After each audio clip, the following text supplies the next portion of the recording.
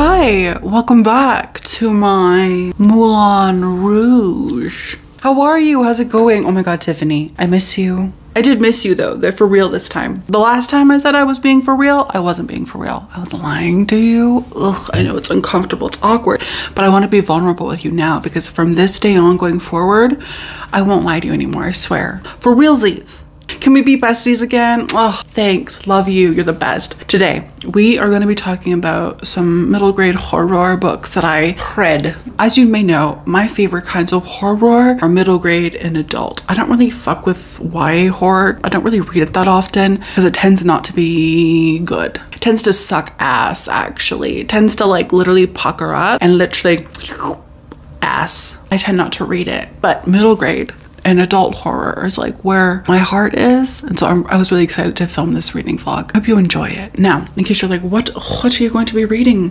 Jordaline? Let me tell you, you sweet little angel, pickly poop body bum.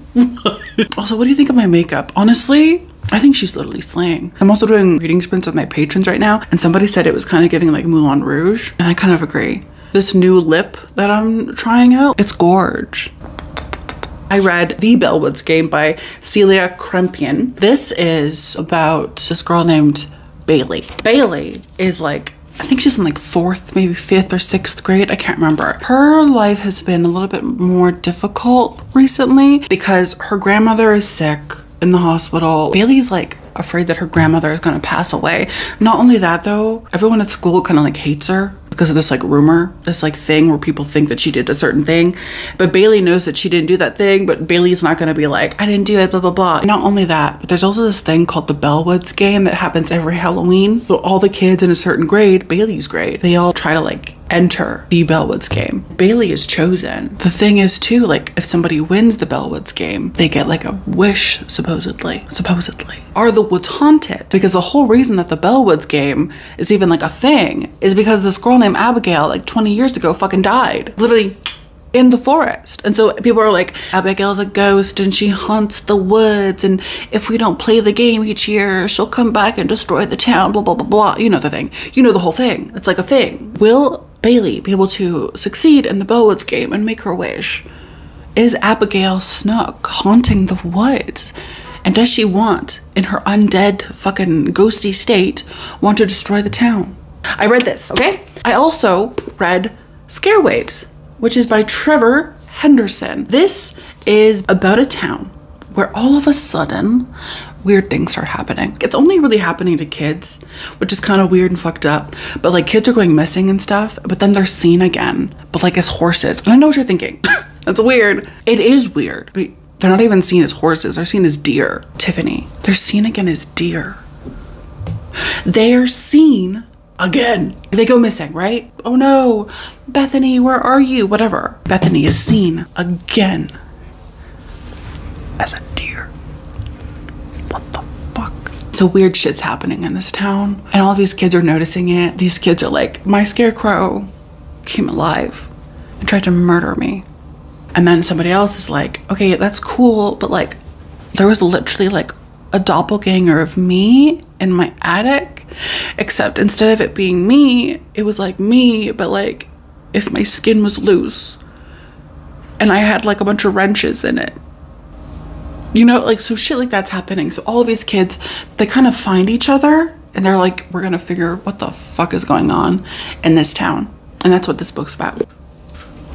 I also read Disappearing House by Ali Melino. Actually, I read 2 of her books for this vlog, and then also Ghost Girl. This is about this girl named Jack. Jack has cancer. Jack had cancer. She was like 7 and she was like diagnosed. But now she's like 12 and she's in remission. She doesn't have cancer really anymore. Jack is very closed off to everyone. She doesn't let anybody from her school know about all of that shit. It's just like trauma. She doesn't want to share it. But she has this friend named Hazel, and Hazel's a dude. But one day, Jack is riding her bike, just riding her little bikey bike, and she sees at the end of the cul-de-sac, there's now a house where there wasn't a house before. And so Jack sees the house and she's like,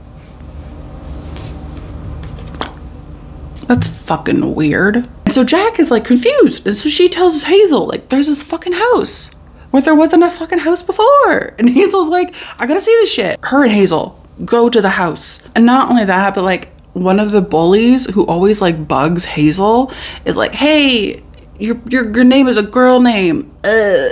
So he and then this other guy are also there. Things happen when they go into the house. So I read this. Finally, for just this version of the reading vlog, I read Ghost Girl. But on Patreon,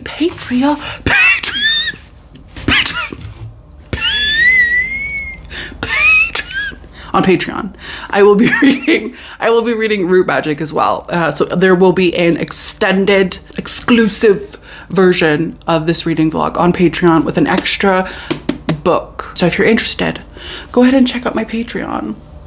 We would love to have you. The Patreon's really cool because we have guests every month for our book club. We have Katie this month. We are gonna have St. Gibson next month, which I'm so excited for. She's gonna join us in a discussion for her new book, Education and Mallets. And I'm so excited. I'm so excited I could die, okay? It's crazy. Check out the Patreon if you're interested, okay? But the last book for the YouTube version of this reading vlog is Ghost Girl, which is by the same author as Disappearing House. Ghost Girl is about this girl named Z. Z has this like genetic condition where her hair is white. People kind of make fun of her for it, specifically like this one girl named like Tilly or something, or Timmy, or what the fuck is her name? Nellie. Her name is Nellie. Her classmates, specifically Nellie, calls her Zero because her name is Z. They call her Zero, which is like rude. But then eventually Nellie, she's like, your hair is white. What are you, a ghost girl? And everyone like laughs. And Z is kind of just like rude, but okay. Z and Nellie, enemies. But Z has a best friend named Elijah. Her and Elijah are like this, okay? They're besties. Elijah and her are like in the graveyard one day, playing hide and seek, I think. As Z is looking for Elijah, she sees some fuck shit. Okay, there's no other way to describe it to you, Tiffany. It's fuck shit. She sees like a dog, but it's not even just like a dog, because like a dog is like normal, whatever. She sees like a shadow dog, like a dog that's too big to be a dog, and it's like a shadow. Thus begins like a whirlwind kind of weird thing of something supernatural. So I did also read this. If you're interested in seeing my opinions about all of these things, all these books, keep watching. I'd love to share them with you. It's been so much fun. Don't forget also to hit subscribe. Don't forget to follow me on Instagram. Don't forget to check out my Patreon, okay? I really appreciate it. I do miss you. I really do, actually. And I hope you enjoyed this reading vlog. Let me know down below what you think I should read next. Let me know also if you have any like favorite middle grade horror books. I'd love to know. Anyway, Jeremy, listen, I want to get right into the reading vlog. I don't want to spend too much time yibber-yabbering. Is that what they say? But how are things going? How are you, just in general? Jeremy, I'm sure Tiffany's also curious. Oh, why aren't you doing too well? What do you mean? I'm sorry. Wait. Okay, wait. You're saying that Travis's, your fiance, Travis's ex came back into the picture and they're like spending time together. Bro, that's suspicious. Listen, I don't want to get into your personal business. I would hate to do that because I'm very much not one for gossip. But I feel as though that's kind of like suspicious if he's like spending time with his, I don't know. I feel like exes are such like a weird thing.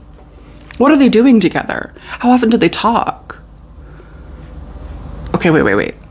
So the ex told you to your face that they have every intention of being together with Travis again. Wait, is the ex a man or a woman? It's a man. Okay. I mean, that's where he gets the audacity. Sorry. I'm so sorry. I shouldn't laugh. So you're very stressed out about it. Oh, Jeremy. That is just awful. I'm so sorry to hear you're going through such a hard time. Especially during this time when you're like literally about to get married. Like, what is Travis doing? That's the question though. Like, what is Travis doing where he's not even interfering? Like, is he not putting up hard boundaries? Doesn't he know that you're uncomfortable? What do you mean you haven't told him that you're uncomfortable? Jeremy, let's talk seriously, okay? How is he supposed to know that you don't like his ex being around so much if you haven't told him that? If in fact you told him the opposite of that, if you said you don't mind it, that you like it, that's crazy, Jeremy. This is your fiance, your betrothed. How can you literally not communicate effectively? No, Jeremy, you need to literally call. As soon as you roll the clip, you're gonna call Travis and you're gonna talk to him. Like, there needs to be hard boundaries with this kind of thing, especially considering that the ex very clearly told you his intent, you know? So I think you really need to call Travis and let him know. Okay? Okay, now roll the clip, you sweet angel. Okay. See, that's the thing. My cat is fucking around and finding out, but I knew that the moment I said roll the clip, you were gonna say you couldn't roll the clip. And that's why I was kind of just like expecting it, and I did expect it. Now that you've said it, I'm not surprised. But if you could just quickly troubleshoot the issue. Oh my God, my cat is so loud. Oh, okay, you figured it out. Good, that's good. That's good to hear, Jeremy. Roll the clip for Tiffany. Ugh, I know, I also adore Tiffany. God bless her. I know we only met just now, and I don't wanna freak you out, no.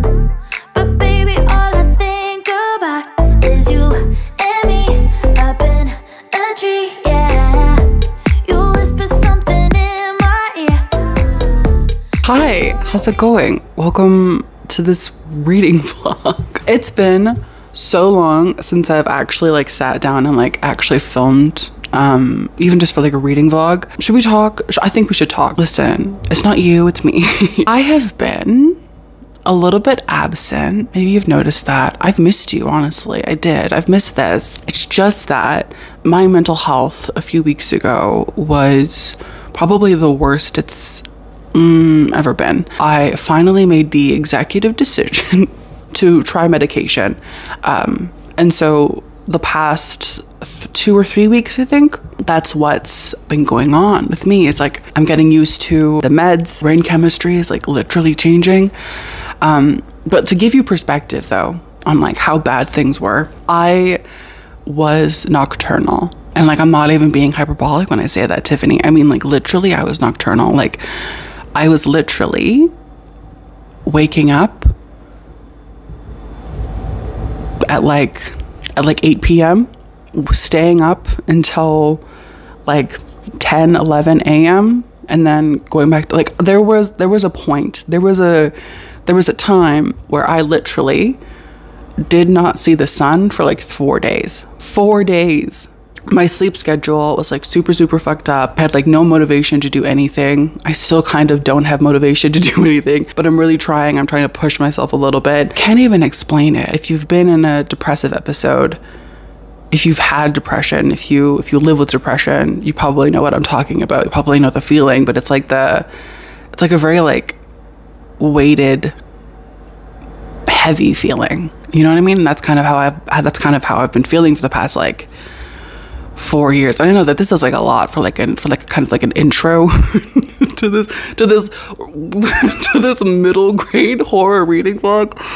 I'm starting it out just being like, so I've been just like really depressed, and it's like, that's crazy. But kind of wanted to give you an explanation of what's going on with me, and like why I've been kind of like distant with you. That's the thing too, is like I don't want to be distant. I want to make content because I love making content. I want to read books because books are literally my life. They have been my life, my entire life. I mean, okay, that's a bit much. Maybe not my entire life, but like they have been a large part of my life for the majority of my life. Like I've always known that I've wanted to dedicate my entire heart and soul to reading, to books, to literacy, etc., etc. My depression really has not helped with that. It's really pushed me to fall out of love with reading.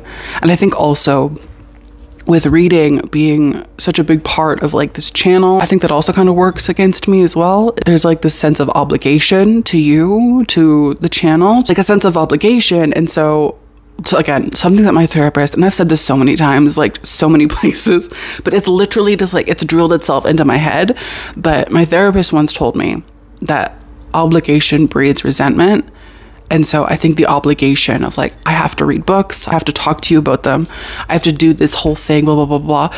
I think it bred an obligation and a sort of resentment and like I think I'm very much like the kind of person who is authority adjacent. Like I don't like being told what to do. And so the moment I feel like I have expectations, I'm like, well, I'm not gonna do it. I basically have ODD, but like the full grown adult version. I want to get better. I want to keep making content. I want to share my life with you. Oh my God, that sounds so romantic. Tiffany, listen, you thought we were breaking up? No, we're getting engaged. This is serious. I'm serious about you. I want to be with you. This is my long-term relationship and there's no way that you're getting out of it. We're not breaking up. We're never breaking up. You thought you could get rid of me? I don't fucking think so, bitch. We're gonna move in together. We're gonna get married. We're gonna have little babies. We're gonna grow old together. Stop it, I'm blushing. Anyway, let's get back to the pills. Jesus, I went so far left field. Anyway, so I started taking medication because it got to the point where it was like really, really like, I was just tired. I am tired of feeling like I'm sort of trapped in my own head. Do you know what I mean? I'm tired of that. I'm tired of being fucking depressed all the fucking time. Like I'm sick of it. I got prescribed medication, some SSRIs. And when I tell you that my body did like a hard reset, like I'm not even joking, Tiffany. Like I was a night girly. I've always been a night girly, always been a night owl. Before the pills, it was like detriment. Like it was hurting me. I was nocturnal. Like I said, first night I took the pills, I slept 17 hours. My body did like a hard fucking reset. It was crazy, Tiffany. It was crazy. And since then, I have been a morning girly. So I'm not even joking. Since then, I have been going to bed at like midnight, 1 a.m., waking up at like 9, 10 a.m. I have never been a 9, 10 a.m. kind of girly. There was one day where I woke up at 7 a.m. naturally. Who is she? Who is she? Oh my God. My sleep schedule fixed, like remained consistent. I'm sleeping like a normal person. I have like a normal schedule. I like get up in the morning and I go to bed at night. Okay, maybe it's not crazy to you, but for me, that's fucking crazy. I don't really notice a difference in my mood, especially the last like week or so. And I know I'm just telling you my whole life story and I'm so sorry.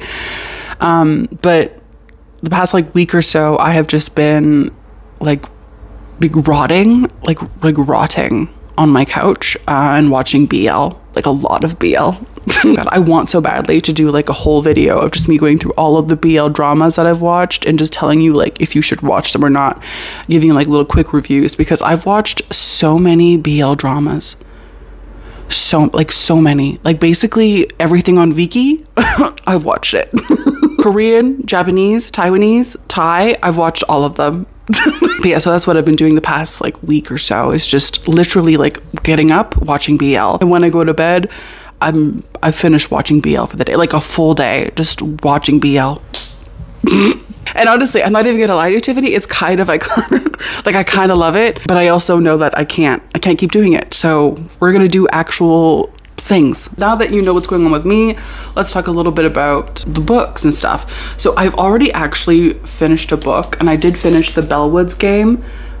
This is by Celia Crampion. Look at this cover. The book is also like illustrated. Look how pretty that is. It's designed gorgeously. Oh my God. Like, excuse me. Who gave you permission to slay? Also, there's things like this.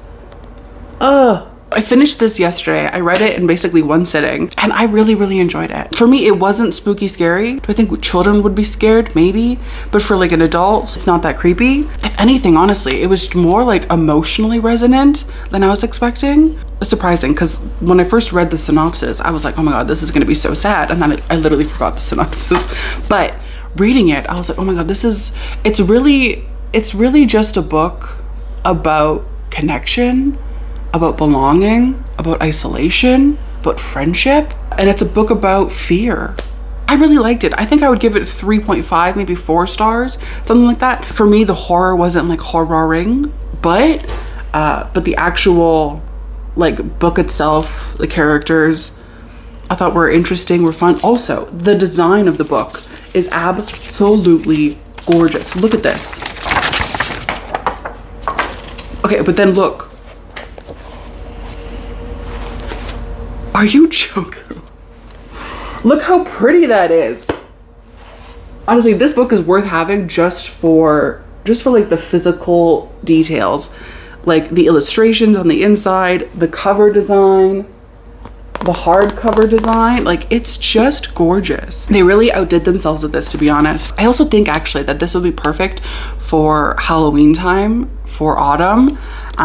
So I'd really recommend it during that season because it definitely has like a Halloween vibe. I think it's actually set on Halloween night. I read this, and then I'm gonna read Scare Waves next. Look at this cover. Are you joking? Oh, like he has so many teeth. Apparently the author, Trevor Henderson, is, I think he's like a creepypasta writer, but I think he's also like an illustrator. So I think he did his own illustrations. Like, look at this, so creepy. I'm really excited for this one because I think this one is actually going to be really creepy. Also, the audiobook is like only 4 hours long. It's not a long book at all. I'm actually currently doing reading sprints with my patrons right now. So during the rest of the sprints, I'm going to give this a little read. And I'll come back and I'll let you know what I think of it. Thanks for listening to me ramble for what, almost 15 minutes. I appreciate it. I'm happy that you're here. I'm happy that I'm here. Let's kill it, okay? Let's root each other on. That's cheesy. Okay, bye. It's hard to stay real in a world full of fakes. It's hard to find truth when the liars are great. I'm trying my best to stay out of your way. Oh well, oh well. You talk a big talk but got nothing to say. You hold your head high but your morals to fade. I know you feel cool but your bubble will break. Oh well, oh well. You can walk into a room and every fool will try to be like you. But I'm not gonna sell my soul just to be someone you wanna know. Who you like is out of my control. I'm okay being me. I'm not gonna change myself just to make you fall under some spell. Rather be alone than be a shell. I'm okay being me. You say you don't judge and your friends all agree. They see you for you but they don't see what I see. A narcissistic personality. Oh well. You think the world is yours. You think it spins for you. You think you deserve more than every other. Hi, okay, so I want to update you on Scare Waves because I did finish it a few days ago actually, and I've already started also reading Disappearing House. I just wanted to let you know what's going on. So I finished this. Listen, I finished it and I really didn't even really think about it that much. It was fine, but now that I'm like actually like reflecting on it, I feel as though this is very much like a mid type book. What I will say, I loved the illustration. The illustrations are stunning. Bellwood's Game had like a very cutesy, kind of kiddish, like childish type of illustration. It was beautifully designed, kind of childish, which I don't mind. I loved it. the creepy factor, this is gonna scare. This aims to chill the bones of the children. That sounds weird saying it out loud, but it aims to do that. What I will say though, I feel as though there were so many characters and so little time for development of each one of them. Also, the ending of it was like very rushed, and I don't know, honestly, if I understand what happened. I don't think I do, Tiffany. Tiffany, I don't think I understand what happened at the end, which is crazy because it's a middle grade novel. The comprehension level shouldn't be crazy, but I'm confused. Maybe I'm dumb. Who knows? I'm probably dumb, but I think it's just fine. I thought it was cute, campy. Oh, there's something on this. What the fuck? It was cute, it was campy. For the most part, liked the plot. I liked the different monsters as well, actually. If you're gonna read the book for anything, do it for the monsters. There was a creepy scarecrow guy.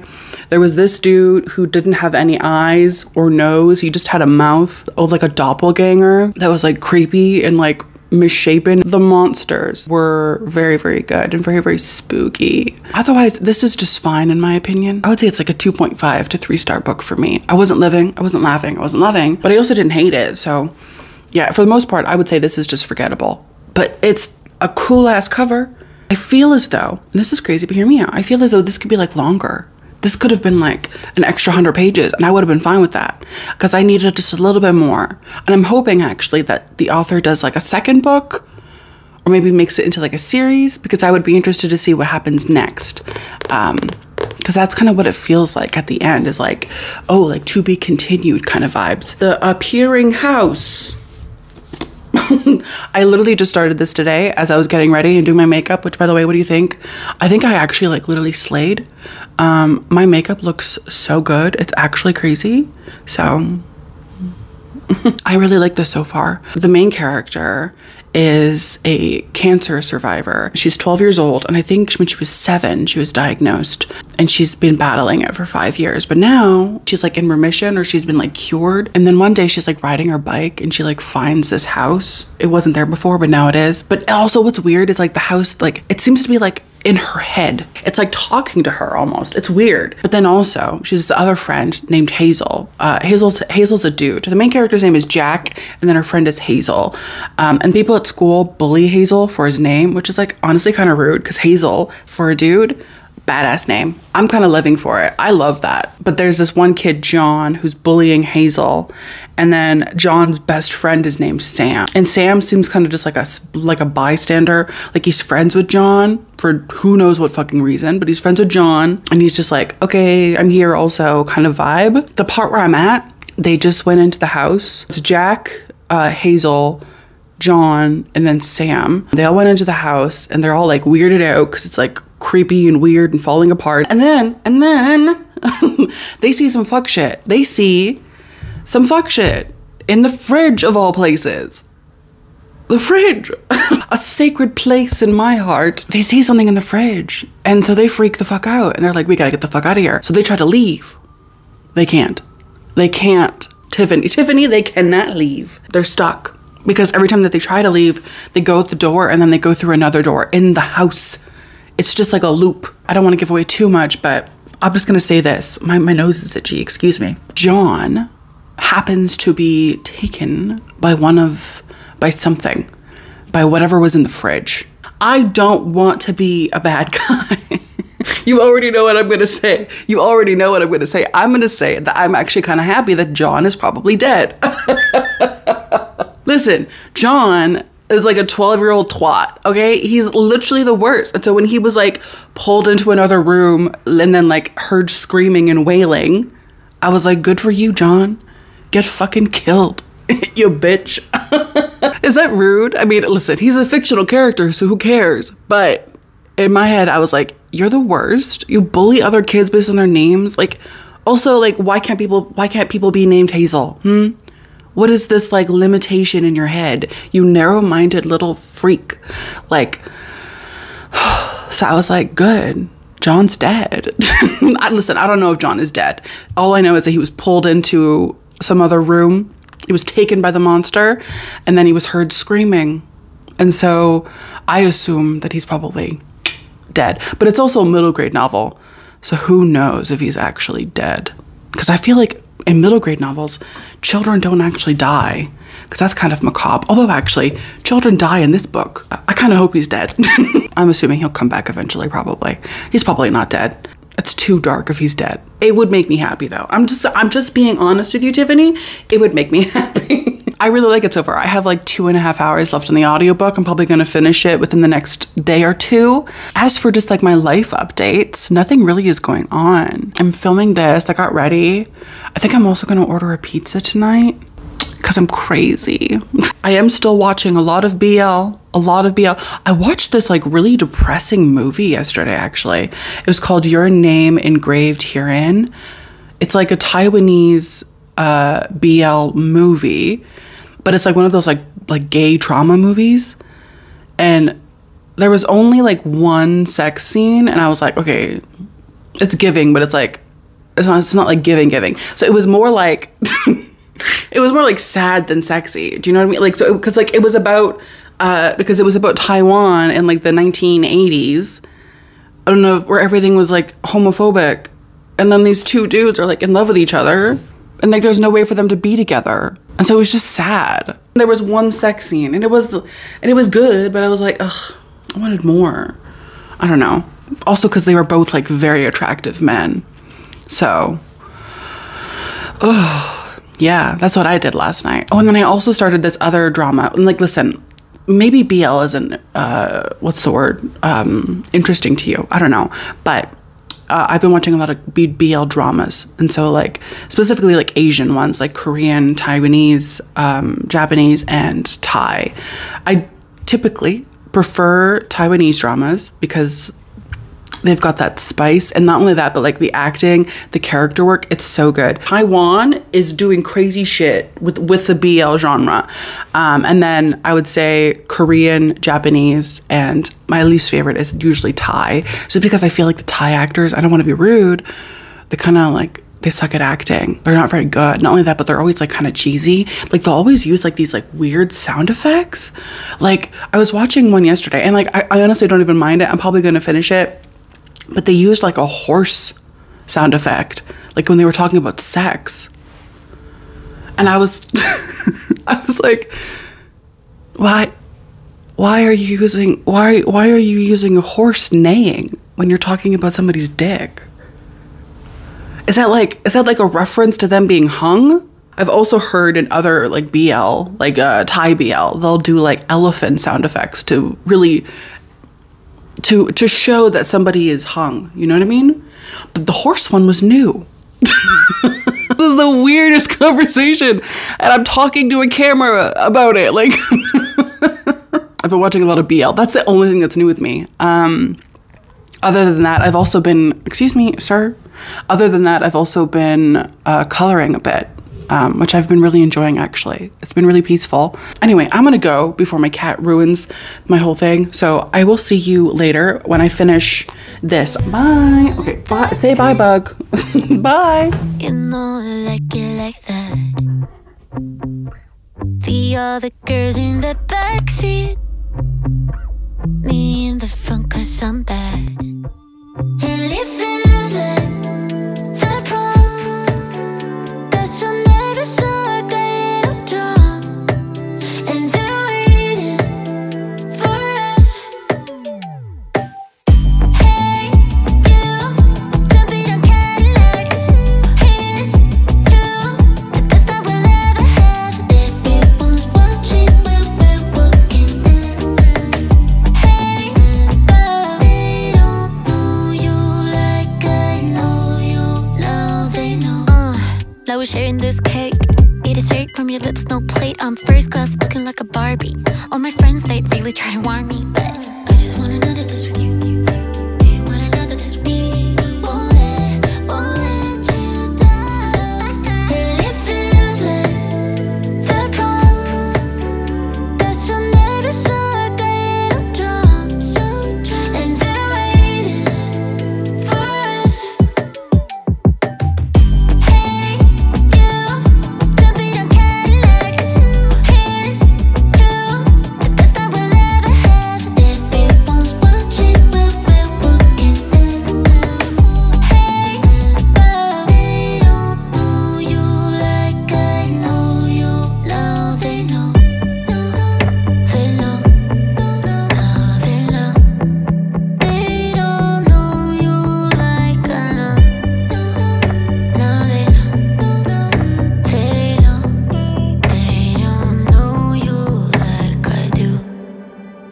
Can't believe I'm here again. I gave it my all, I gave you my heart, but you wouldn't.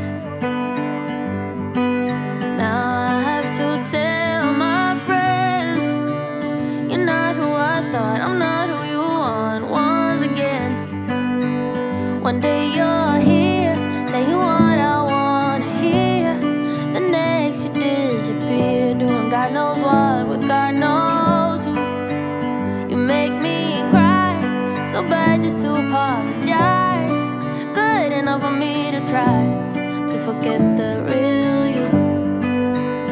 I hate it when you break my heart,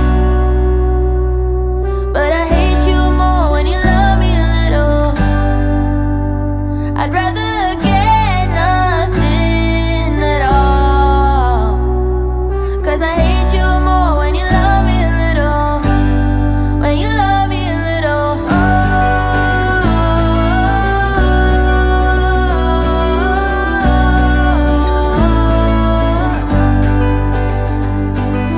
Can't believe I'm so naive for thinking you'd stay, for thinking you'd wait just for me. Yeah. Every time I'm about to leave, you promise you'll change, we'll stay in the same, or do you sleep? One day you're here, say you wanna. Hi. Okay, so I have updates for you. I did finish This Appearing House, and then I'm also going to start reading Ghost Girl. But I'm also going to do my makeup because I think I want to film the intro to this video today. So I'm going to do my makeup while I'm talking to you, if that's okay, if that's all right, if you don't mind. Why did I say it like that? So in This Appearing House, I'm kind of conflicted, Tiffany, and I kind of feel bad. It's meant to be this like very emotionally mature, sad book. It's about a child with cancer. And so I don't want to be like, it was fine. Because like that seems kind of rude. That seems kind of like insensitive. Do you know what I mean? And yet I can't help it because I felt very, listen, I'm gonna be honest with you, Tiffany. I feel meh about the book. Not only in like the plot, but also in its scariness, in that it really wasn't that scary. I have such conflicted feelings. This moisturizer has the craziest white cast, and I literally don't know why. Like, I don't know if it has SPF in it. I don't think it does. Like, look at that. Do you see that? That's crazy. I really enjoyed hearing from the main character, whose name I forget. I always forget people's names. I'm so sorry, but I forget her name. But I enjoyed her point of view. Like, I did. I thought she was a good main character. I also thought that there were a lot of like very deep, very existential questions in the book that I think are very important to talk about. You know, death, specifically death. The book is very centered around this idea of death, this fear of death, like what happens to our loved ones when we die, that feeling of leaving people behind, that feeling of making others feel burdened with our life. I really enjoyed that aspect of it. I thought it was like pretty well done, actually, because our main character, Jack, her name is Jack, she's no longer sick, but she still has this mentality of a sick person, of somebody who could die at any day. And like, especially because like she went through it so young, she's like always on the up and up. She's always on the ready. She's consistently and constantly prepared to hear the worst news. That kind of life, not an easy one to live. Her mother as well is like in this very defensive mode as well, trying to be prepared for the worst news possible, which I'm assuming really fucks up a kid, you know? Like that your parent is just like on the, like always ready to hear that you're gonna die. That's gotta fuck you up in a lot of ways, you know? And it does for Jack. Like, it really fucks her up because her mom is also like, because she's always ready for this news, she's always ready to be a worrywart. And Jack doesn't like that because Jack just wants to be a fucking kid. Jack's like 12 years old. Like, she's just a girl. The way that her mom acts, it's as if she's like a victim, as if Jack is like a piece of glass that's already been broken once, and her mom is just guarding it with her life, hoping that it doesn't break again. I don't know how I feel about this book, if I'm honest. Like, I liked it, it was fine, but I didn't leave the experience feeling as if I was ever gonna really think about it again. But overall, I think I'd give it 3 stars. Like, I thought it was fine, I thought it was cute. I was bummed out to find out that John, was that his name? Did not die. I don't think he died, which was a bummer, but also kind of made sense because, you know, it's a middle grade novel. But yeah, that guy's alive, so good for you, John, I guess. Little bitch. Honestly, we should normalize calling children bitches. And I don't just mean like any children, I mean like just like the worst children. Like, we should just normalize being rude to children. And that's like the worst hot take in the world. I'm literally like, what if we normalized abusing children? I take it back, I don't mean that. I think we should just normalize calling John a little bitch. That's all I really want. Not even just like most children, but just John. Let's just normalize calling John a little bitch. Children who bully other children in these middle grade books, which I'm realizing is kind of a trope. Like, most of these have had like, school bully is awful, but also misunderstood kind of vibe. That's like what a lot of them have like had so far. I honestly hate all of them. Maybe it's because I was bullied as a kid. There are a few of these like children that I don't think deserve redemption, but that's just me. And John is one of them. I think John, I might hate the most out of all of these bullied children. I don't know why. He's not even like the worst in terms of like being a bully, but I just hate him. Anyway, I've been like talking shit about John for like literally 3 minutes probably. I need to chill. What I will say actually also is the scare factor for this book wasn't that impressive. I kind of wanted to be more scared. I will admit that like the wailing woman, the mourner, who was like a woman who was wailing, was creepy. She was a creepy. And there was also a scene where like they ate teeth. That was kind of creepy. It wasn't that creepy. And I kind of wanted more, especially out of like a haunted house that's like in like a different dimension seemingly. I'm also confused as to like how the house appeared. Even though I finished the book, I should know how these things happened. I am confused. Also, what color do you think I should do? I kind of feel like today is kind of like a pink day. What do you think? I think I'm gonna do pink because I really do like the pink look. I've done pink eyeshadow a few times, and there was one time that I did it that absolutely slayed. I think it was one of my manga videos. I'll put like the thumbnail here. This video, the eyeshadow, I was obsessed with. And I am literally just living my life trying to recreate that look. So I think I'm gonna try to do it today. I don't know why I'm feeling the pink. I just kind of am. Maybe it's because, you know, I'm just like a lovey-dovey kind of girl.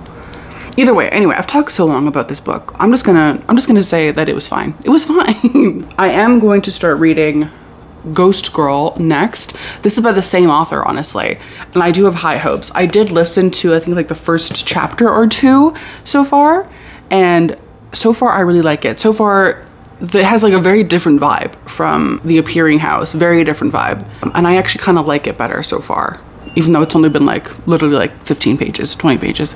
But I really like the voice. I really like the main character so far. I'm really excited for Ghost Girl, and I will update you when I know more.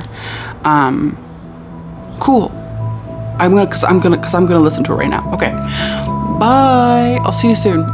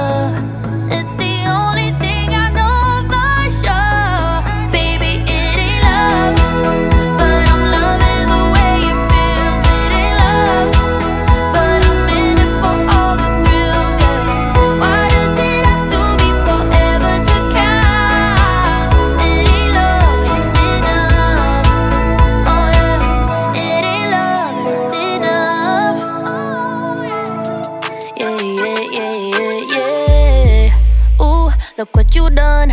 Took a living woman and turned her into stone. I guess I should be thankful. You gone cause you chew with your mouth full. You, I should've run once I figured out that you can't work your tongue. I guess I should be grateful. You're gone, I mean that shit was painful. Like I said, I'm really glad you're gone, but I'm sad to see what I've become. I was burning like a girl on fire, then you came around and put it out. You really made me think we were lovers. I let you in and underneath my covers. All I wanted was a hot girl summer, but I'm a cold bitch now, what a bummer. You really played my heart like a drummer, mentally drained me kinda like a plumber. All I wanted was a hot girl summer, but I'm a cold bitch now, what a bummer, yeah.